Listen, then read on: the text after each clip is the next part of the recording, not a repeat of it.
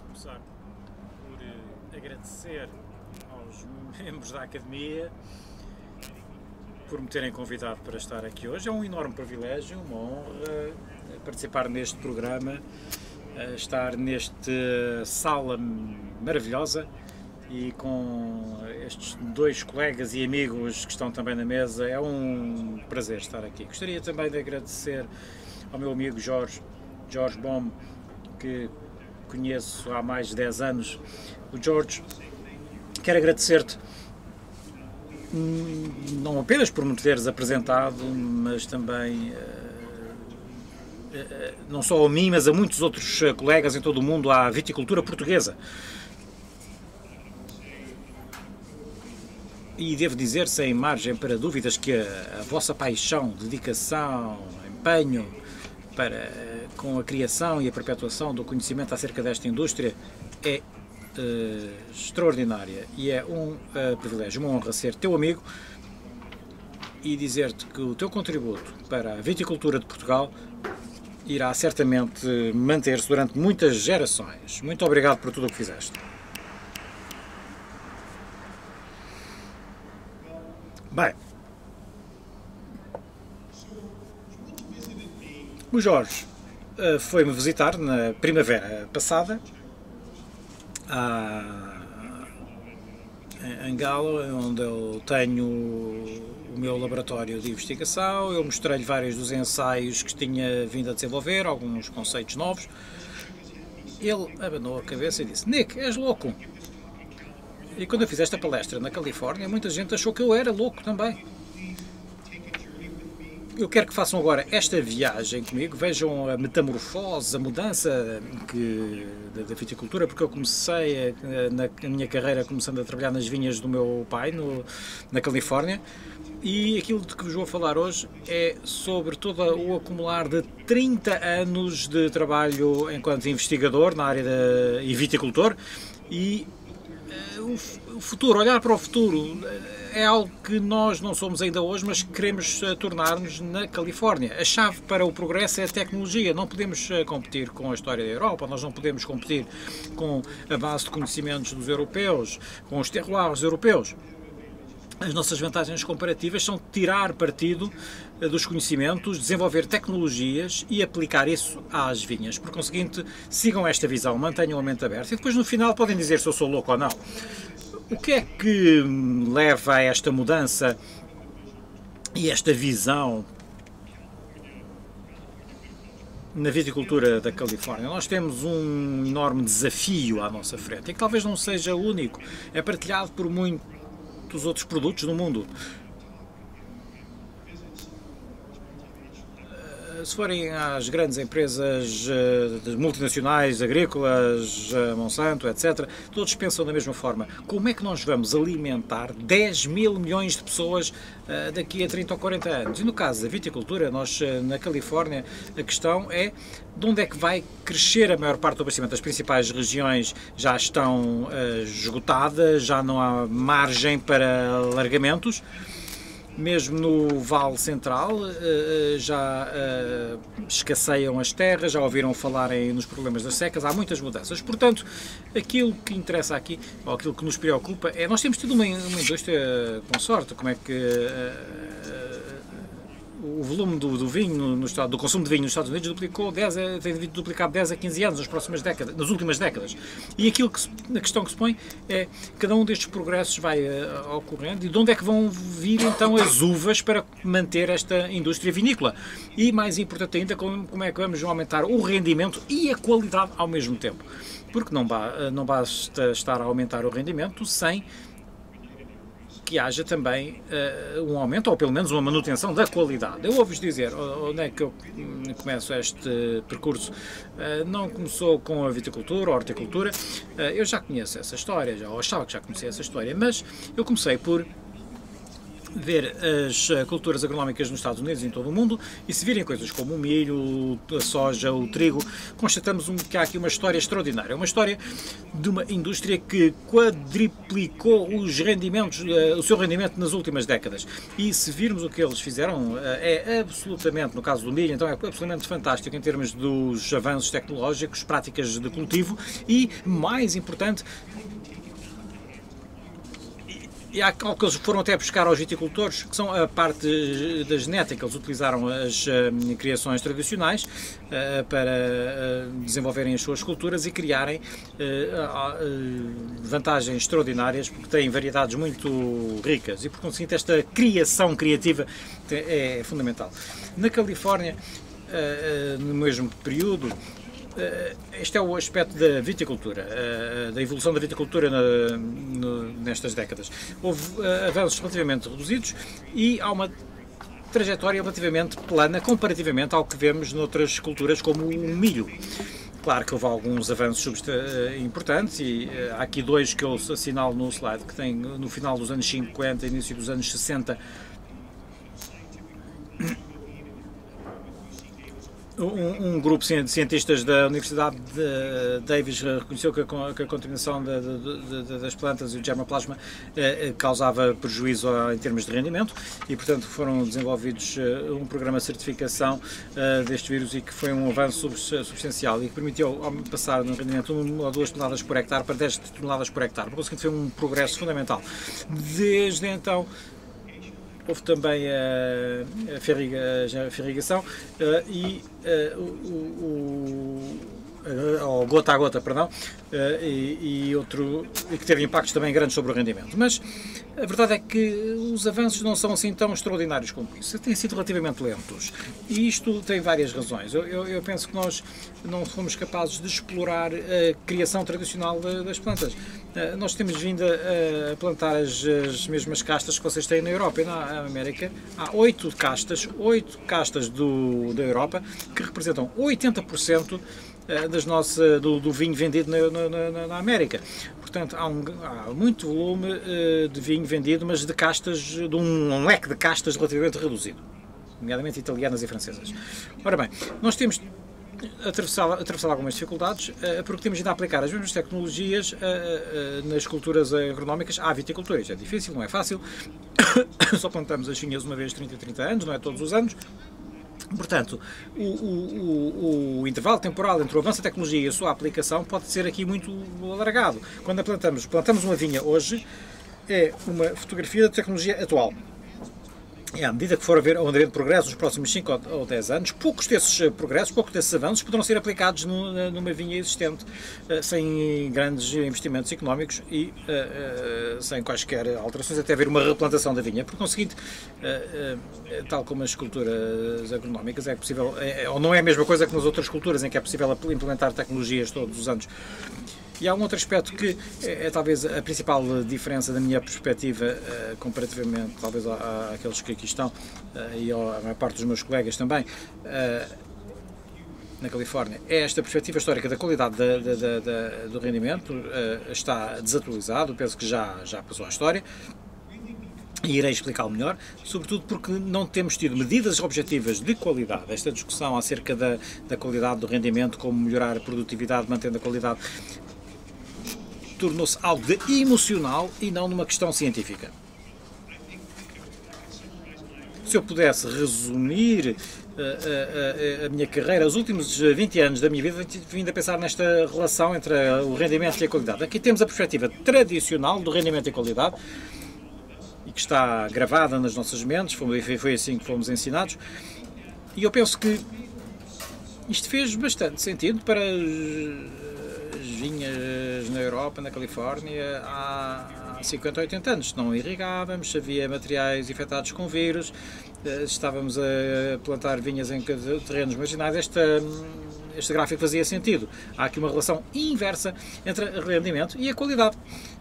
Aumentar o rendimento, baixar a qualidade. Essa era a perspectiva. Agora, se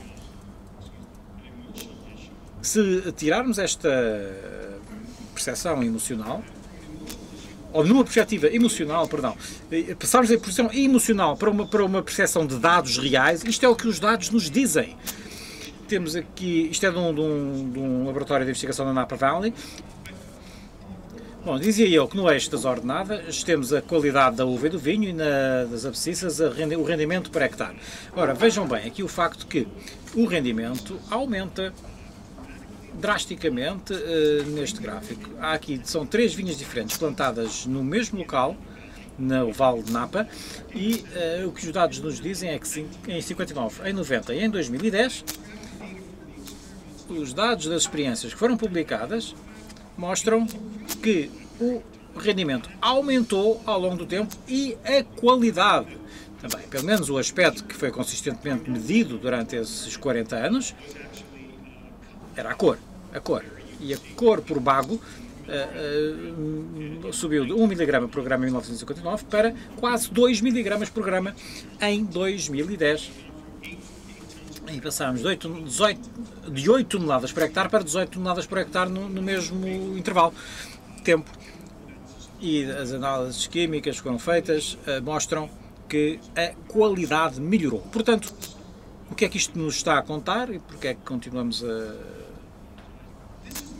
Isto é porque nós, os viticultores, os especialistas em viticultura, a literatura, dizem-nos que o rendimento é uma medida relativa, mas não é bem assim.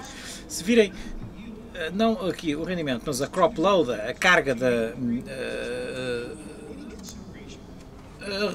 o rendimento por hectare não tem em conta a dimensão da área, mas o crop load é algo que nos preocupa, que é a relação entre a quantidade da dimensão da canópia e da fruta produzida. Quanto maior a canópia, maior a fruta produzida.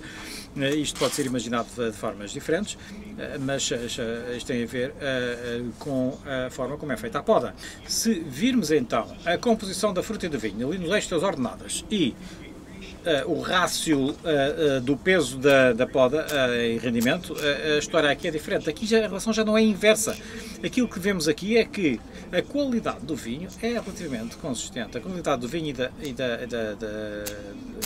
da fruta é consistente até um limiar entre 5 a 8 kg de peso de poda por quilo de fruta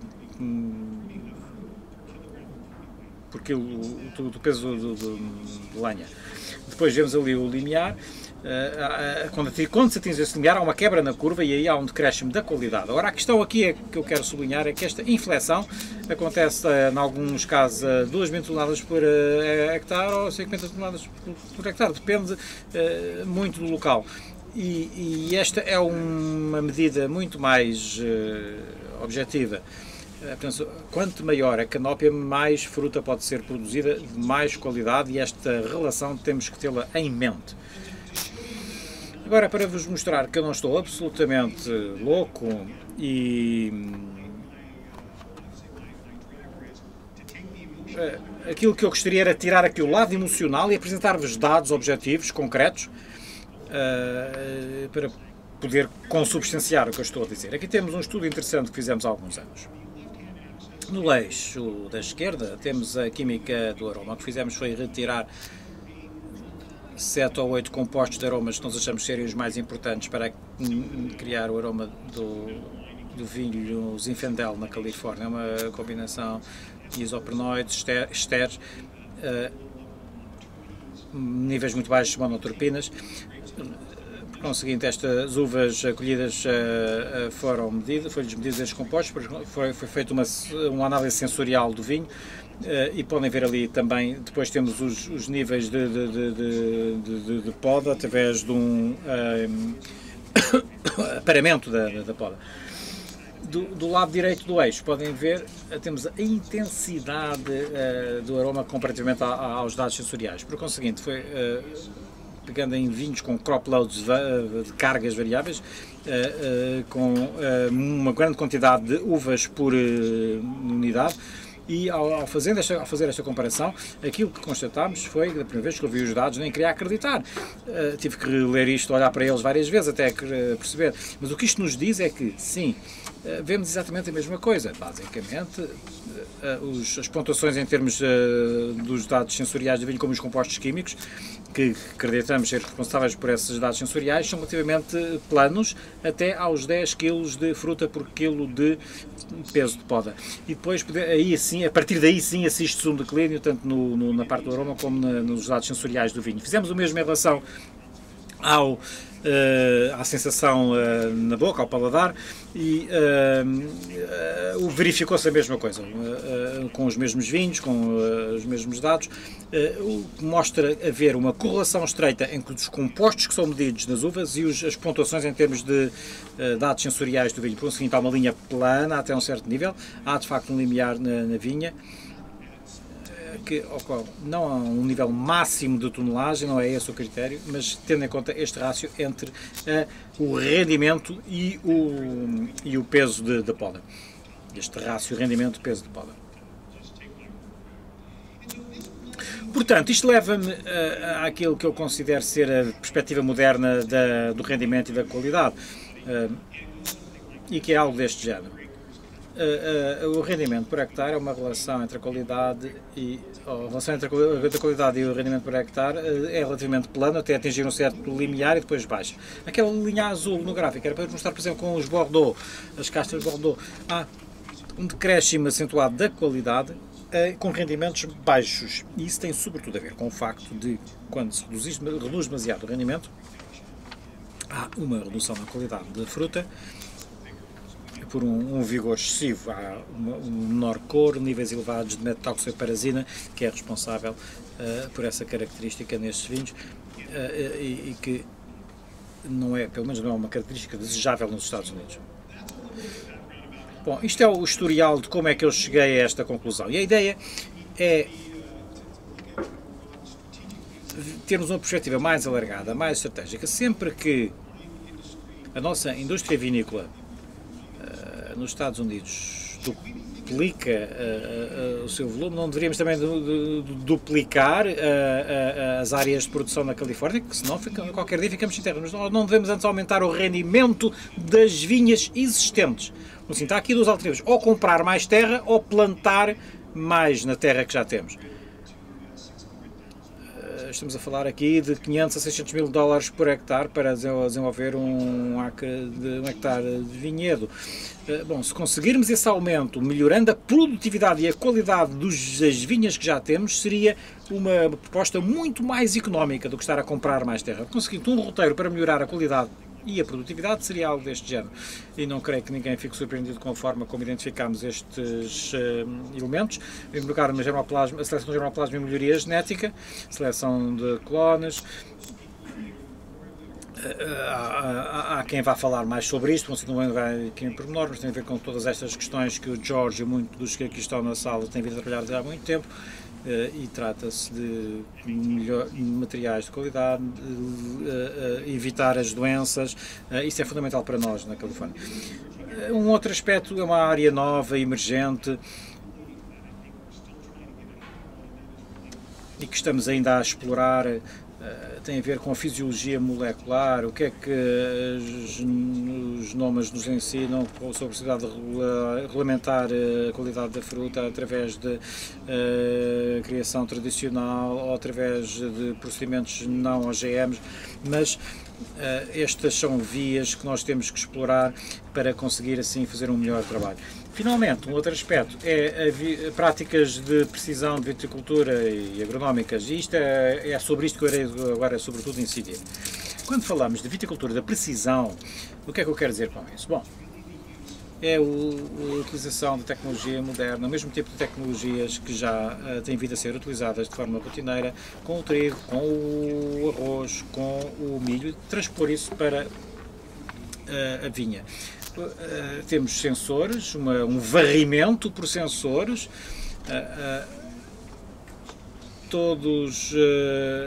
em todas as vindimas há estes monitores de rendimento, é possível fazer essa identificação, há estes monitores que permitem medir tudo isso, criar um mapeamento espacial de vinha, onde é que é mais rendimento, menos rendimento. Podemos introduzir depois esses dados numa máquina, que iremos ver no último slide, e melhorar a poda com base no rendimento da vindima anterior. E com isso conseguimos maximizar e otimizar a produtividade de cada vinha com base na sua capacidade, com base na dimensão. E esta é a visão para o futuro que nós temos, é trabalhar por uma gestão diferencial, a velocidades diferentes, consoante as várias diferentes capacidades de vinha, para maximizar a produtividade de cada metro quadrado das nossas vinhas. Deixem-me mostrar-vos um exemplo. Este é um lote de Cabernet Sauvignon, na Califórnia do Norte. Aqui podem ver, bom, este é um mapa de rendimento que criámos. Aqui estas cores representam os diferentes rendimentos em tonelada por hectare. São cerca de 9 toneladas por hectare, no total cerca de 23 toneladas por hectare. Por acre, perdão, 23 toneladas por hectare. As áreas azuis são as de mais rendimento, as vermelhas de menos rendimento, as verdes e amarelas são as intermédias. Bom, isto foi feito com o tal monitor, o tal sensor que vai medindo todo o rendimento. Tem uma resolução de meio metro que nos permite depois elaborar este mapa logo após a vindima. Sabemos exatamente onde é que estão as áreas de mais rendimento e menor rendimento. Ora, ao depois aplicarmos os dados a um gráfico, vemos que temos nas ordenadas a percentagem dos blocos com incrementos de 1 tonelada no eixo das abscissas. Passámos de 1 tonelada por hectare para 16 a 17 toneladas por hectare. Não surpreende, é uma curva em sino, e quase todas as vinhas nas quais eu fiz este tipo de mapa, são cerca de 22 mil acres, e em quase todos os gráficos que traçámos têm este aspecto, em curva de sino. Mas o que é que isto significa exatamente? Bom, esta é uma oportunidade excepcional, porque se virmos as áreas de menor rendimento, se eu pegar em todas as vinhas que estão abaixo do rendimento médio, e se eu conseguir puxá-las para a média, melhorando através de várias técnicas disponíveis, se eu conseguir melhorar o nível, conseguir aumentar toda a produtividade do bloco em 30%, com pouco utilização de recursos adicionais. Os custos fixos já lá estão todos. É apenas afinar uma ou outra coisa. No outro lado da escala também é importante, porque aí, quando estou abaixo das 10 toneladas por acre, há cerca de 20% do bloco que produz qualidade abaixo da média. E, portanto, aqui mais uma vez temos uma oportunidade para melhorar a qualidade, não apenas o rendimento. E é possível é necessário fazer as duas ao mesmo tempo. Como é que eu vou conseguir fazer isso? Bom, o pessoal das outras culturas fez um trabalho excelente, utilizando os dados analíticos para conseguir compreender estes problemas e implementar medidas de melhoria. E foi isso que nós fizemos também. Começámos em cada um dos nossos lotes de vinhas, fazendo estas análises integradas, com os tais sensores remotos, outro tipo de sensores, criando mapas de densidade, que são as várias camadas que são sobrepostas, que nos permitem fazer uma análise estatística. E temos aqui os dados disponíveis no solo, fazemos utilizando um sensor eletromagnético que passa pela vinha, criando sinais eletromagnéticos que depois são mapeados. Há uma outra camada que é o índice de vegetação, o NDVI, o mapa de rendimentos, que já vos mostrei há pouco, e um mapa sobre a qualidade da uva, da fruta. E Se virem aqui o mapa da qualidade da uva do lado direito e o mapa do rendimento que está ao lado, aquilo que se constata é que há uma semelhança muito grande, eles quase que se sobrepõem e, por conseguinte, onde há mais rendimentos é também onde há mais qualidade e vice-versa. Tenham isto em mente e é aquilo que vai na linha do que já vos tinha dito há pouco, mas é preciso ter isso presente. Ora bem, uma das questões essenciais que eu penso que tem importância para a nossa indústria, em termos de desenvolvimentos técnicos e científicos, é esta relação inversa entre a qualidade e o rendimento, ou esse preconceito de que haveria uma relação inversa entre a qualidade e o rendimento. A qualidade tornou-se uma medida subjetiva, há poucas medidas objetivas de qualidade. E quando há subjetividade, há emoção. E se há emoção, isso não é bom para a ciência. Portanto, nos últimos 10 anos, eu tenho vindo a tentar desenvolver formas de medir a qualidade de uma forma sólida e que esteja, de facto, transmita realmente a qualidade do vinho que temos. Aqui temos, portanto, aquilo que eu chamo o índice da qualidade da uva, eu chamo-lhe o GQI, é o índice de qualidade da uva, em que recolhemos uvas das várias lotes de vinhas antes da vindima, medimos coisas que achamos que são importantes, mais importantes para a qualidade.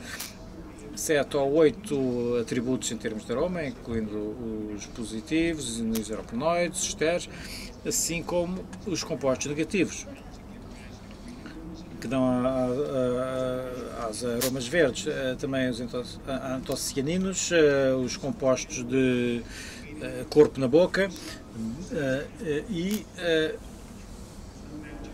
e tudo isto vem da literatura, não há aqui nada de místico ou mágico.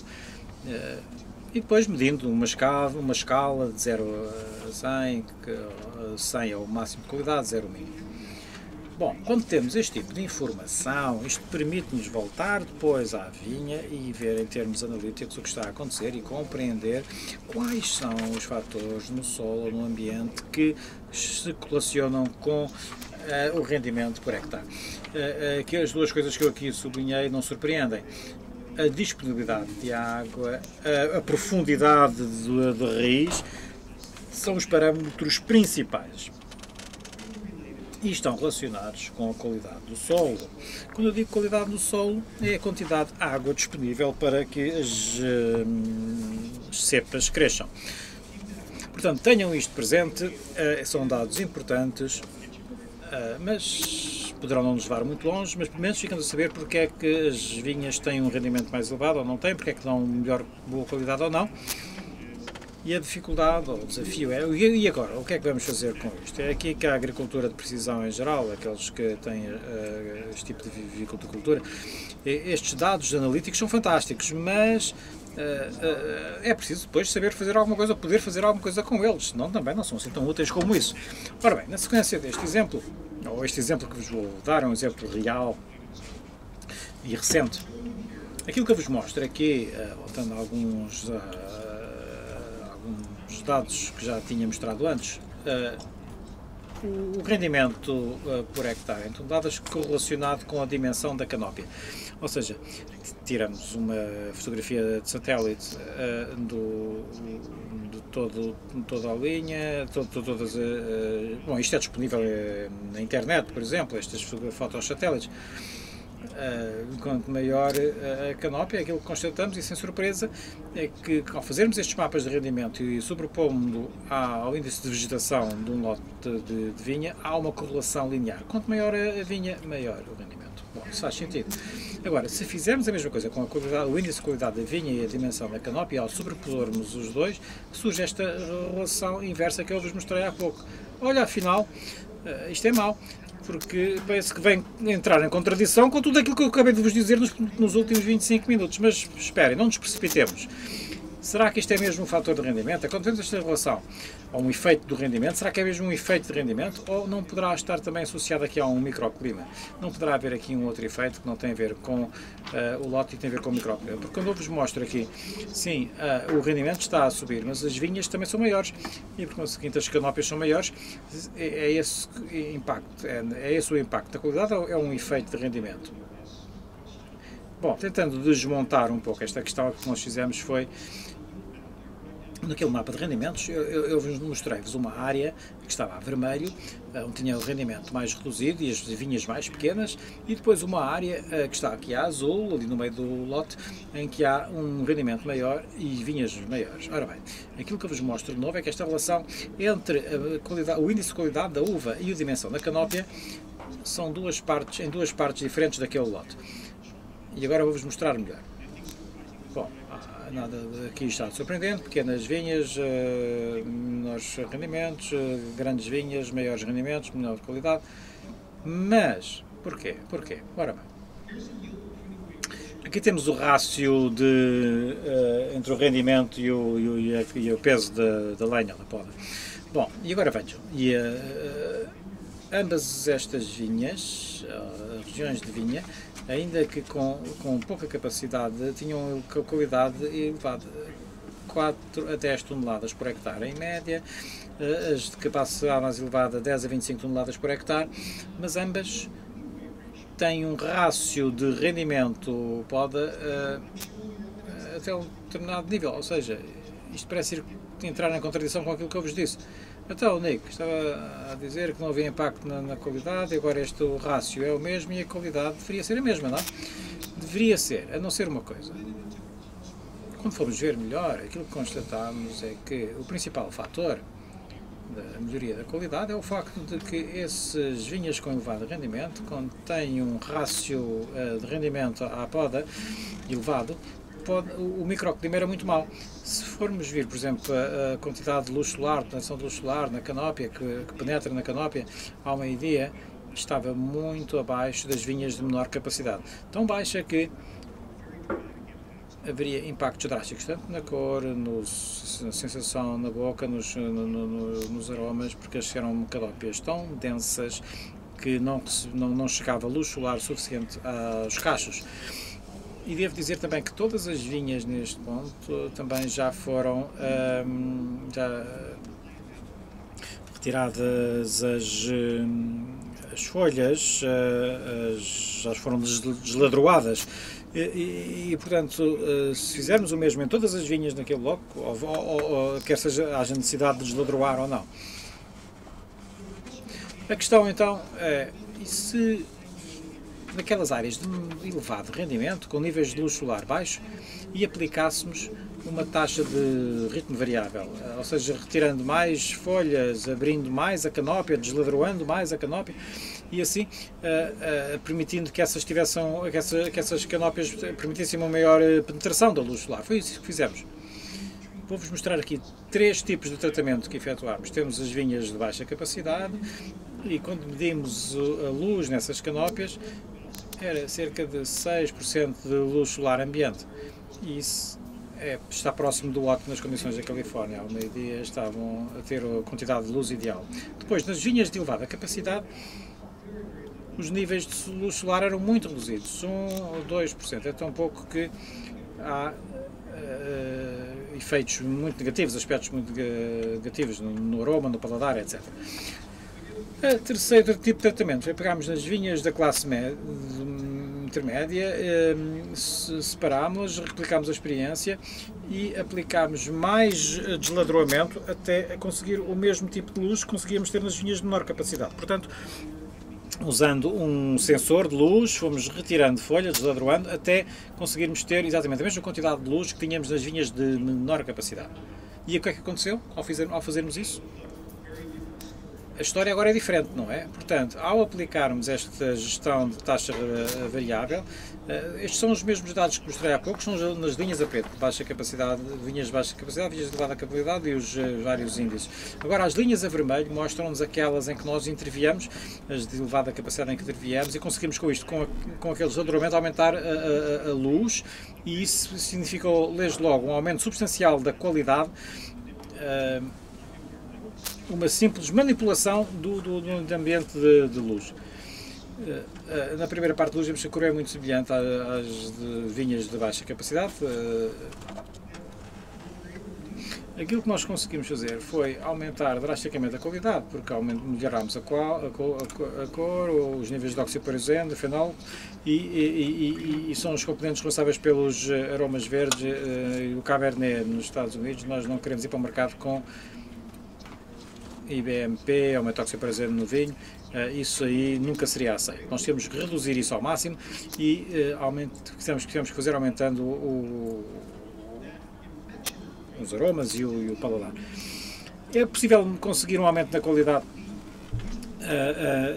ao desladroar, mas o impacto é diminuído porque isso, em alguns casos, não foi suficiente para melhorar a qualidade.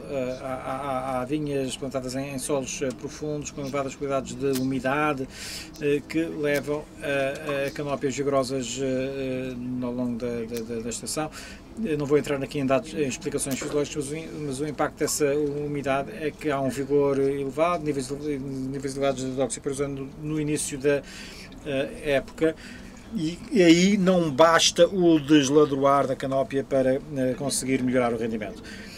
Ora bem, se virmos as áreas em que melhoramos significativamente a qualidade através de uma remoção das folhas, do desladramento, conseguimos melhorar em 8 toneladas por hectare nas vinhas de baixa capacidade e criamos agora uma classe de vinhas em que temos 18 toneladas por hectare de qualidade idêntica. Aí estes vinhos foram apresentados aos engarrafadores, eles não distinguem, a diferença em termos de qualidade era a mesma, era indistinguível. Portanto, através destas medidas nas práticas agrícolas conseguiram melhorar de facto uma qualidade no rendimento e o custo deste ladroamento inicial foi o quê? Uns 70, 80 ou 150 dólares por hectare, pronto, muito pouco. Bom, vamos então ver, isto leva àquilo que é a questão que eu tenho estado a defender. O que mais é que podemos fazer com esta gestão variável, de ritmo variável? O que mais é possível? O que mais é que podemos fazer para aumentar a qualidade e o rendimento simultaneamente? Começámos então a desenvolver toda uma série de tecnologias que utilizamos nas nossas vinhas nos últimos anos, uma tecnologia de mapeamento da canópia, com sensores que são utilizados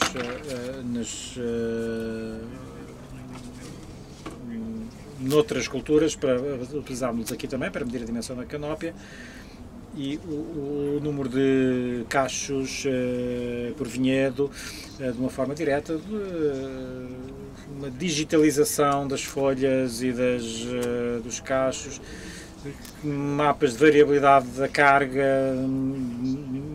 Vê-se ali do lado direito, onde está azul, há muita concentração de cachos por vinha, enquanto que o verde e o amarelo é menos cachos. Bom, ao introduzir estes dados num dispositivo também para a medição dos sarmentos, para desbastar os sarmentos, permite-nos aumentar a velocidade e o número de sarmentos por metro e o número de cachos que podem ser retirados. Bom, onde está a verde e amarela aí não se retira nada, porque aí já está a carga ótima. Bom, este tipo de gestão variável permite-nos não só melhorar o rendimento, mas muito importante, permitiu-nos manter, e não, em muitos casos, melhorar substancialmente a qualidade da uva. E também para a Califórnia e não só, ou talvez não se aplique tanto na Europa, mas para nós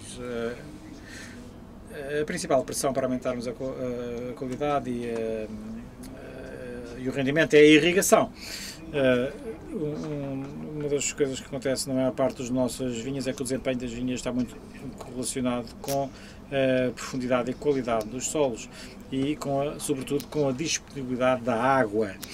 Ora, nós desenvolvemos um sistema de irrigação automática que nos permite irrigar áreas muito reduzidas independentemente.